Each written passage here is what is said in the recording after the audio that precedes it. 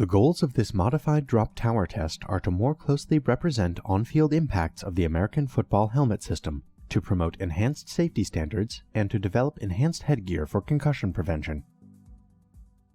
This method can help answer key questions in the field of biomedical engineering, such as the on-field response of protective headgear and how to better prevent sports-related concussion.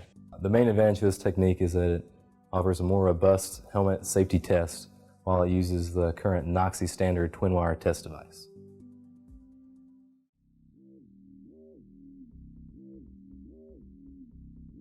This test uses an NOCSAE twin-wire drop carriage assembly.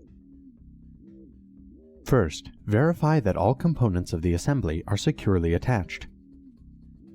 Then, attach a large-sized NOCSAE headform to the drop carriage assembly.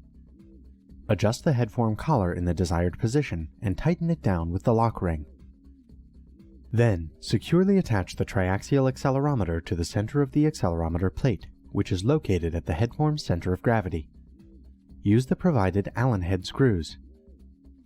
To complete the setup, configure the data acquisition system and enter the sensor information for the accelerometers.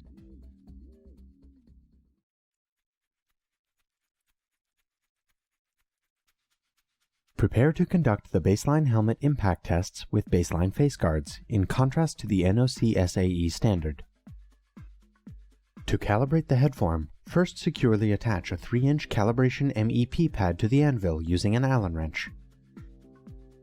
Next, adjust the impact orientation. First, remove the taper lock bolt from the headform rotator assembly, which may require using a vise and punch.